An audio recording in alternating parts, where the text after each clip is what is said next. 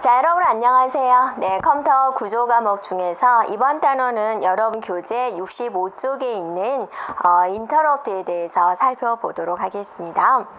자, 인터럽트란 우리가 어떻게 정의를 내려줄 수가 있냐면 프로그램을 실행하는 도중에 예기치 않은 상황이 발생할 경우, 자, 현재 실행 중인 작업을 잠시 중단을 하고 발생된 상황을 먼저 처리하고 실행 중이던 작업으로 복귀해서 처리하는 것을 말한다라고 이제 정의를 내리고 있습니다. 자, 여기서 핵심적인 부분은 뭐냐면 예기치 않은 상황이 발생을 할 경우 그걸 더 먼저 처리해 준다라는 거죠. 자, 우리가 여러분이 아침에 일어나서 내가 오늘은 무엇을 해야 되겠다라고 일정표가 다 나와 있죠. 일명 스케줄이 다 나와 있단 말이에요. 근데 갑자기 이제 정말 뭐 친한 친구가 만나자고 한다든지 아니면 뭐 시골에서 갑자기 부모님이 너 내려와라 한다든지 그런 이제 돌발 상황이 발생할 경우 자기 나름대로의 우선순위를 생각을 해서 그걸 더 먼저 처리한 다음엔 어떻게 해야 되나요? 그죠? 일상생활로 복귀를 해야 되겠죠. 네, 그런 것을 우린 인터럽트다라고 합니다. 그러면 여러분 여기서 중요한 것은 내가 인터럽트가 걸렸을 때 그 순간에 바로 뛰쳐나가는 것이 아니라 현재 실행 중인 명령은 처리를 해줘야 돼요. 하나하나의 명령은 일단 해당되는 명령은 처리하고 그 다음에 인터럽트로 가게 돼요. 내가 하던 일이 있는데 내가 아침밥을 먹으려고 한 스푼 떴어요. 입에다 딱 댔는데 그때 급한 일이 생겼다. 그 상태 그대로 스톱한 상태에서 그대로 뛰쳐나가는 건 아니다. 밥을 일단 넣고 숟가락 내려놓고 자, 그 다음에 이제 뛰쳐나가야 된다라는 거예요. 그러니까 여러분이 어디서 불이 났어요 라고 해서 119에 전화를 했어요. 그러면 119 이제 분이 그냥 뛰쳐나오는 거 아니죠. 장비 다 챙기고 옷 입고 그렇게 해서 이제 준비를 하고 나서 오게 되는 거죠. 자, 우리가 프로그램 실행하는 도중에 예기치 않은 그런 돌발 상황이 발생을 했을 경우 어쩐다. 현재 실행 중인 작업은 잠시 중단을 하는데요. 내가 처리하고 있는 명령이 있었다. 그럼 그 명령을 일단 처리하고 인터럽트로 이제 갔다 온다 그거죠. 네, 되겠나요? 자, 보세요. 자, 내가 메모리가 있는데 내가 여기서 일을 하고 있는데 인터럽트가 걸렸다 그거죠. 그럼 내가 100번지를 수행을 하고 있는데 인터럽트가 걸렸다. 그러면 뭐를 잘 생각해 줘야 되냐면 인터럽트를 처리하고 복귀할 주소를 생각을 해줘야 돼요. 자, 100번지 수행하는데 그 다음에 내가 101번지를 수행할 차례였다. 그럼 돌아올 주소를 반드시 기억시켜 놔야 됩니다. 그리고 나서 자, 해당되는 일을 처리를 해요. 해당되는 일이 200번지에 있다. 그럼 이거 처리하고 101번지로 이렇게 복귀를 해줘야 되죠. 네, 이런 개념이 되겠습니다. 네. 자, 인터럽트가 발생을 했어요. 그럼 우리가 무엇을 챙겨야 되느냐라는 겁니다. 네. 자, 여러분 119분이 불이 났어요. 그럼 어찌해야 되죠? 그죠? 옷도 입고 이제 장갑도 챙기고 사다리차도 몰고 이런 준비된 상황이 있죠. 자, 인터럽트가 발생이 됐으면 이 CPU는 그럼 무엇을 챙겨야 되냐라는 거죠. 자, 가장 중요한 게 프로그램 카운터의 내용이에요. 프로그램 카운터는 우리가 PC라고 하고 이 PC가 하는 역할이 무엇이죠? 다음에 수행할 명령어의 번지를 기억하는 거죠. 내가 100번지에서 인터럽트가 걸리고 원래는 이게 인터럽트가 안 걸렸었다면 101번지를 수행할 차례였다. 그럼 이 101번지를 PC가 가리키고 있을 거잖아. 내가 100번지를 수행하고 있을 때 PC는 101번지를 가리키고 있을 거다라는 거죠. 그럼 이 101번지라는 것을 어딘가에 저장을 해놔야 된다라는 거죠. 그리고 나서 200번지로 가야 된다 그거죠. 네. 되겠나요? 네. 그럼 어디다가 저장을 해놓냐? 왜냐하면 여러분이 내가 100번지 수행을 하고 나서 그 다음에 200번지 가려고 하죠. 그럼 PC값 바꿔야 돼요. 네, PC값을 바꿔야지 또 이걸 처리하러 가겠잖아요. 그러니까 내가 기존에 기억하고 있던 101번지는 잠시 다른 돛에 보관을 해놓고 이 PC 값을 200으로 바꿔야지 이것에 있는 내용을 수행을 하겠죠. 네. 됐나요? 그러면 이거를 어디다가 기억을 시켜 놓느냐? 자, PC의 내용은 무슨 어디다 저장을 해 놓냐면, 자, 메모리 중에서 0번지는 우리가 평소 때 사용하지 않거든요. 자, 메모리 0번지에 저장을 해 놓거나 또는 스택에다가 저장을 해 놓습니다. 그러면 네, 기억합니다. 자, 스택 한번 볼까? 이게 돌아가는 원리를. 자, 여러분이 다시 한번 100번지에서 인터럽트가 걸렸어요. 수행을 하고 있는 중에 인터럽트가 걸렸어요. 그럼 여기서 어때요? 200번지로 점프합니다. 네, 급하게 수행해야 될 일이 200번지에 있었다라고 하겠습니다. 자, 여기서 또 인터럽트가 또 걸렸네요. 이게 300번지다라고 가정을 합시다. 그럼 이제 끝났어요. 그럼 이때요, 복귀하고 복귀하겠죠. 자, 스택이라는 메모리는 이렇게 생겼죠. 네, 그래서 한쪽으로만 들어오고 한쪽으로만 나갈 수 있는 이런 구조를 가진 거다. 자, 여러분 여기서 또 생각해야 될 건 뭐냐면, 우리가 메모리는 이렇게 되어 있어 가지고 0번지, 1번지, 2번지 이렇게 되어 있잖아요. 이 메모리 구조가 갑자기 이런 모양으로 바뀐다, 그건 아니에요. 자, 들어오고 나가는 그런 알고리즘을 편하게 설명하다 보니까 이런 그림 구조를 가진 거지, 모양은 그냥 이겁니다. 내부적으로 돌아가는 것을, 이런 형태로 돌아가는 것을 스택 구조라고 하는 거예요. 그럼 이제 100번지니까 100을 딱 넣어 놓는 거죠. 200번지다, 200 딱 넣어 놓는 거죠. 그 다음 300번지다, 이렇게 차곡차곡 스택에다가 저장을 해 놓은 거죠. 그래서 300번지 끝났어요. 그럼 버리고, 200번지 끝났어요. 버리고, 그 다음 100번지 이렇게 버리고, 이런 식으로 처리하는, 이게 스택 구조다라는 거죠. 그래서 인터럽트가 발생을 하면 돌아올 주소를 그 다음에 할 일이 PC니까 그 주소를 네, 메모리 0번지나 스택 구조에 저장을 해 놓는다. 네, 상태 조건 내용이다 라고 있습니다. CPU에 순간순간의 상태를 기억을 하고 있는 그 내용을 저장을 해줘야 된다. 이제 PSW라는 PSW 프로그램 스테투스 워드, CPU의 순간순간의 상태를 기억하는 거입니다. 그것도 저장을 해줘야 되고, 사용한 모든 레지스터의 내용을 저장을 해줘야 된다 그죠.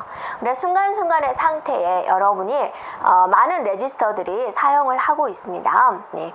그래서 여러분이 이제 앞에 그 마이크론 명령어 중에서 인터럽트를 처리하는 그 순서에서도 많은 레지스터들이 사용을 하고 있었죠.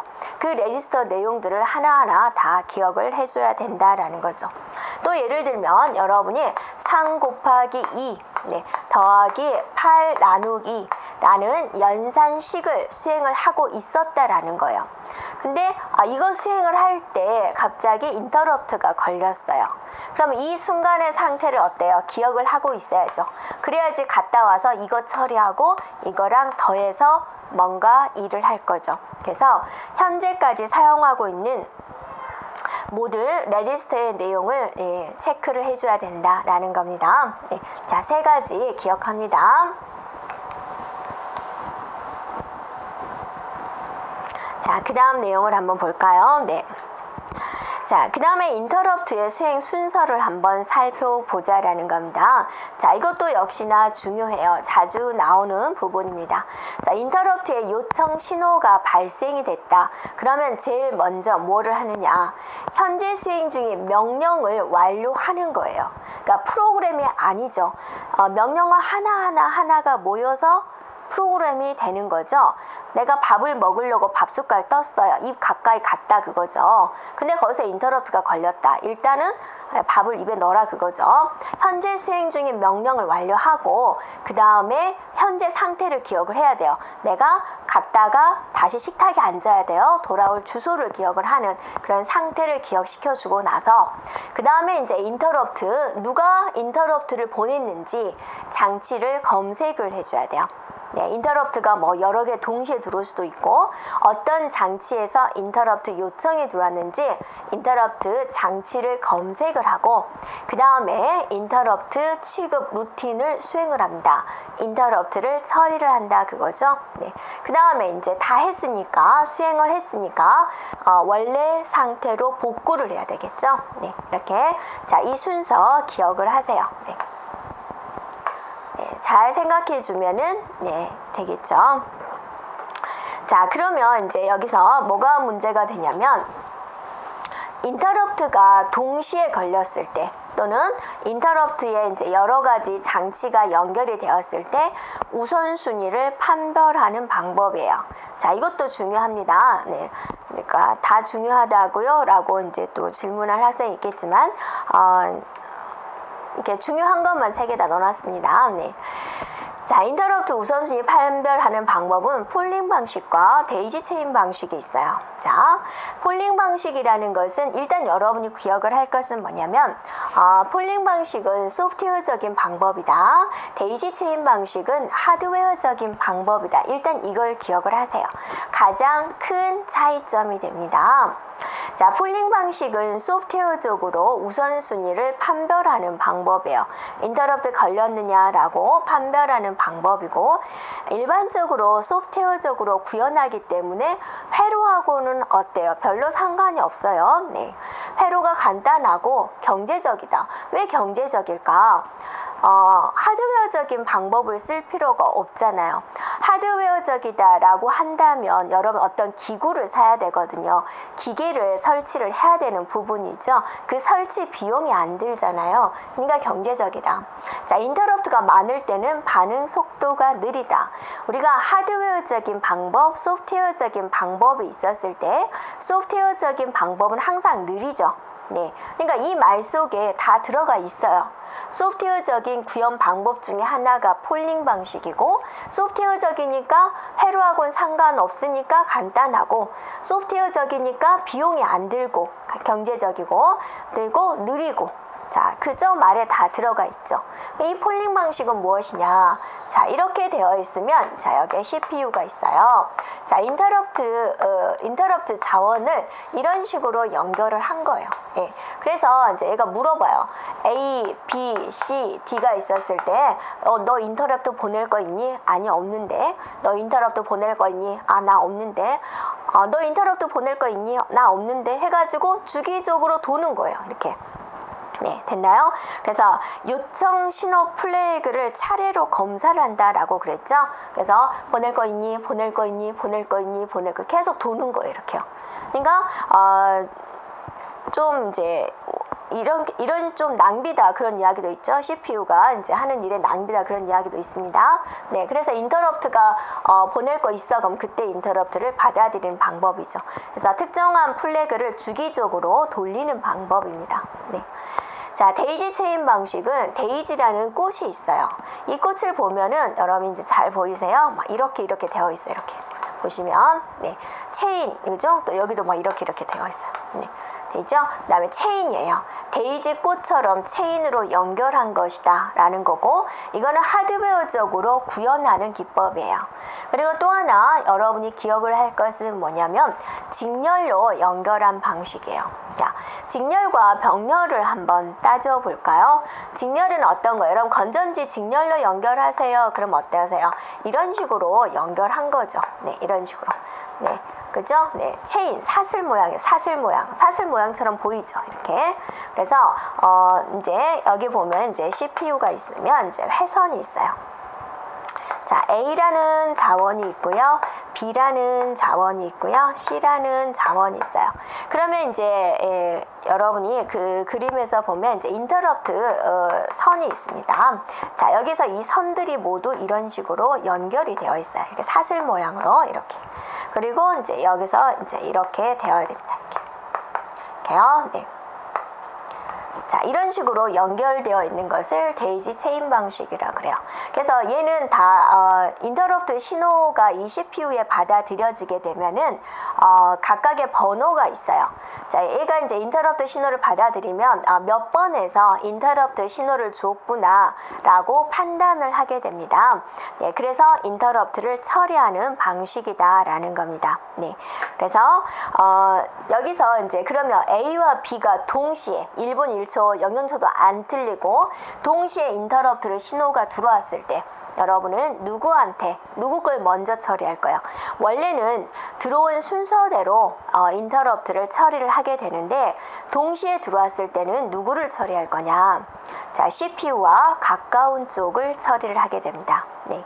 자, 그래서 여러분이 그 폴링 방식은 소프트웨어적인 방법이고 이거는 융통성이 있어요. 네. 왜 융통성이 있냐면 CPU하고 가까운 쪽에 인터럽트를 더 먼저 처리해 주거든요. 그러면 소프트웨어적으로 A, B 순서를 바꿔버려요. 네. 그러니까 그러니까 융통성이 있다라고도 이야기를 해요. 근데 데이지 체인 방식은 하드웨어적인 방식이거든요. 기계로 얘를 딱 설치를 해놨어요. 고칠 수가 없어요. 되겠죠? 네. 그래서 얘는 융통성이 있다라고 이야기를 하고 얘는 융통성이 없다라고 이야기를 하고 또 하나 여러분이 기억을 할 것은 동시에 인터럽트가 들어왔을 때 누구한테 우선순위를 줘요? CPU와 가까운 쪽. 네, CPU의 가까운 쪽에 네, 우선순위를 준다라는 것도 하나 기억해 주면 되겠습니다. 그래서 여기서 아주 간단하게 이제 문제를 나온다면 소프트웨어적인 것은 무엇인가? 폴링 방식. 하드웨어적인 건 무엇인가? 네, 데이지 체인 방식. 동시에 인터럽트 신호가 들어왔을 때 누구한테 주는가? CPU에 가까운 쪽에 준다. 라는 건 이제 객관식으로 풀어서 쓰는 거죠. 그래서 다음 중 인터럽트에 대한 설명 중 틀린 것은 그런 식으로 이제 출제가 되고 있습니다. 네.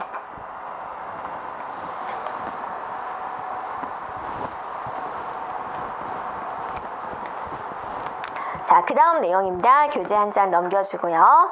자, 그러면 어떤 인터럽트가 있을까? 인터럽트를 한번 구분을 해봤어요.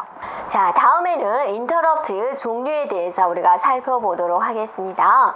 자, 인터럽트는 하드웨어적인 인터럽트와 소프트웨어적인 인터럽트로 구분할 수가 있어요.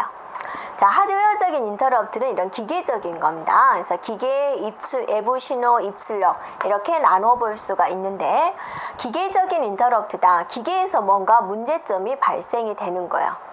입출력 인터럽트는 입출력 장치에서 뭔가 이제 전송을 요구를 한다든지 전송이 끝나기를 기다린다든지 그런 걸 의미하는 거예요. 우리 시험 문제는 외부 신호 인터럽트, 외부 인터럽트를 이제 조금 더 주의해서 보면 돼요.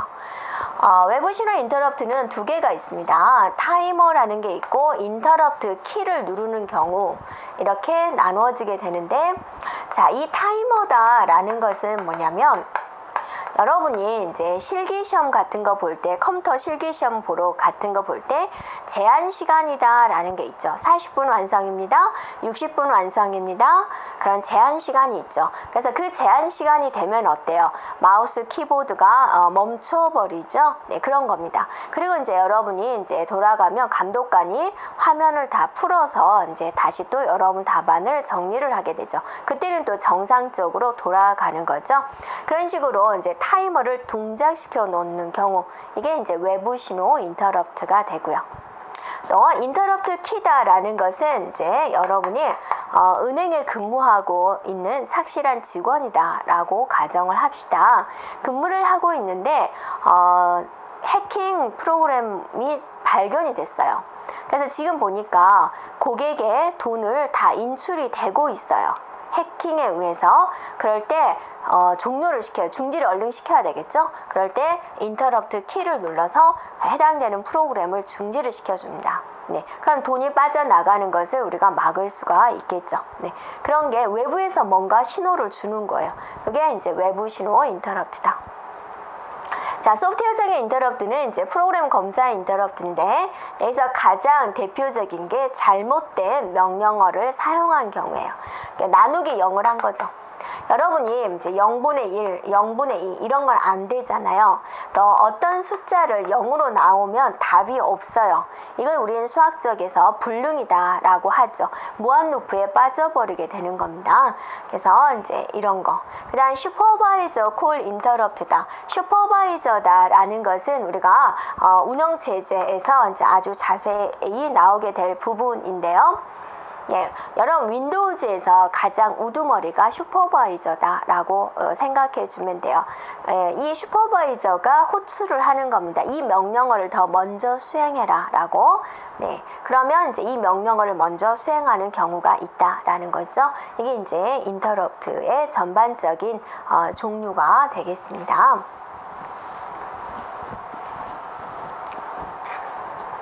자, 그 다음에 이제 보면은 벡터 인터럽트다라는 말이 있어요. 여러분 교재 보면은 자, 벡터 인터럽트는 여러분이 어떤 건지 정의만 이제 알고 있으면 될 것 같습니다.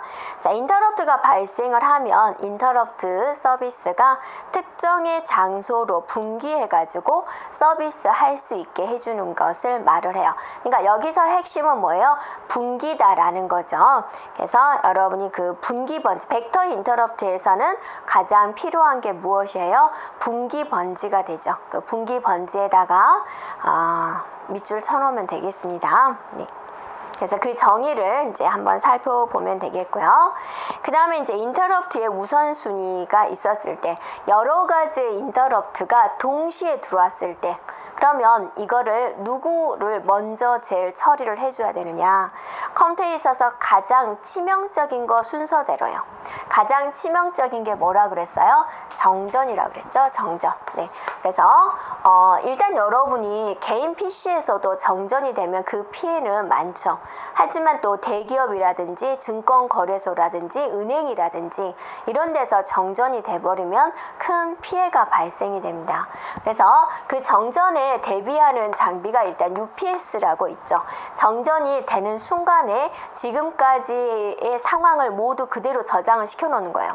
전기가 들어왔을 때 그대로 다시 실행할 수 해주고 몇 분 동안은 전기 공급이 이루어지도록 해주는 장비가 있죠. 그래서 일단은 인터럽트의 가장 우선순위 정전이 됩니다. 네. 그 다음에 이제 기계적인 거죠. 기계 이상, 외부 신호, 입출력 여기까지가 하드웨어적인 부분이 되죠. 네. 그 다음에 이제 소프트웨어적인 거 잘못된 명령이나 프로그램 검사, 슈퍼바이저 콜 인터럽트 이런 순서대로 이제 진행을 하게 됩니다. 그래서 인터럽트에 대한 우선순위도 여러분이 이제 한 번 더 기억해 주면 되고요. 전체적인 순서보다는 그냥 가장 우선순위가 높은 것은 정전이다. 그 다음에는 뭐예요? 하드웨어적인 것이다. 그 다음은 소프트웨어적인 것이다. 라고 기억해 주면 되겠습니다. 자, 이렇게 우리가 인터럽트에 대해서 살펴보았고 우리가 다음 단원에서는 바로 뒤에 있는 기출 문제를 풀어보도록 하겠습니다. 여러분 수고하셨습니다.